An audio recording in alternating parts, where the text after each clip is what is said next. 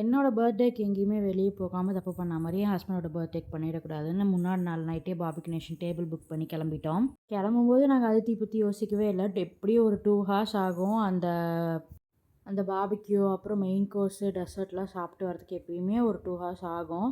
So அதுக்கு எப்படி சமாளிக்க போகிறோம்? இவ்வளோ நேரம் ஒரு பிளேஸில் வந்து நாங்கள் டைம் ஸ்பெண்ட் பண்ணதில்லை. டிமார்ட்டில் தான் அந்த மாதிரி டைம் ஸ்பெண்ட் பண்ணியிருக்கோம்.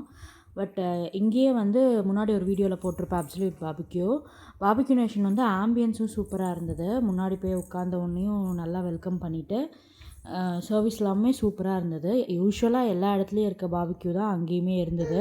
பட் இங்கே வந்து சாஸில் வந்து ஏதோ ஒரு மேங்கோ டிப் மாதிரி கொஞ்சம் டிஃப்ரெண்ட்டாக வச்சுருந்தாங்க. எனக்கு அது ரொம்ப பிடிச்சிருந்தது.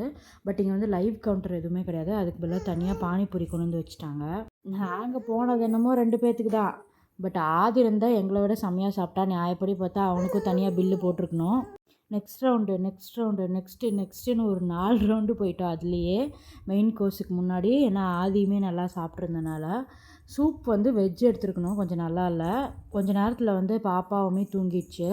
நான் எப்போவுமே இந்த மாதிரி பஃபட் போனேன்னா நான் வாங்கி சாப்பிடுவேன். ஏன்னா அங்கே இருக்க கிரேவிஸ் வந்து பிரியாணியை விடவும் நான் கூட தான் நல்லாயிருக்கும். இங்கே வந்து ஒயிட் சாஸ் பாஸ்தாலாம் வச்சுருந்தாங்க. எனக்கு ரொம்ப பிடிச்சிருந்தது பாஸ்தாலாமே. நூடுல்ஸுமே சூப்பராக இருந்தது. அப்புறம் எக் ரைஸ் வச்சுருந்தாங்க. அதுவுமே கொஞ்சம் டிஃப்ரெண்ட்டாக இருந்தது. பிகாஸ் அப்சல்யூட் பார்பிக்யூவில் மெயின் கோர்ஸ் வந்து சுத்தமாக டேஸ்ட் எதுவுமே நல்லா இல்லை. பட் இங்கே வந்து இதாக இருந்தது. டெசர்ட் வந்து நான் என்னென்னு பார்க்கவே இல்லை. அதுக்குள்ளே பாப்பா முழிச்சிருச்சு. எப்போவுமே டெசர்ட் செக்ஷன் வந்து என்னோடது கிடையாது, என் ஹஸ்பண்டோடது. அங்கே வந்து குலோப் ஜாமுன்னும் இதுவுமே அவர் எடுத்துகிட்டு வந்திருந்தார், ஐஸ்கிரீமும். அது ஆதிரன் சாப்பிட்ருந்தான். அப்புறம் ஏதாவது செலிப்ரேஷன் இருக்கான்னு சொல்லி கேட்டிருந்தாங்க. ஆமாம், ஹஸ்பண்டுக்கு பர்த்டேன்னு சொல்லியிருந்தால அது தனியாக செலிப்ரேஷன் போயிடுச்சு. ஸ்ட்ராபெரியிலோட குலோப் ஜாமுன் தனியாக, வெண்ணிலாவோட குலோப் ஜாமுன் தனியாக ட்ரை பண்ணியிருந்தோம். பட் வெண்ணிலாவோட தான் நல்லா இருந்தது. இந்த டைம் வந்து பெருசாக கேக்லாம் எதுவுமே இது பண்ணாமல் சின்ன ஒரு ப்ரௌனி கேக் மாதிரி ஸ்டாண்டர்டாக வச்சுருந்தாங்க. அதை கட் பண்ணி எல்லாருக்குமே செலிப்ரேட் பண்ணியிருந்தாங்க. அப்புறம் எல்லாமே சாப்பிட்டுட்டு ஃபைனலாக கிளம்பிட்டோம்.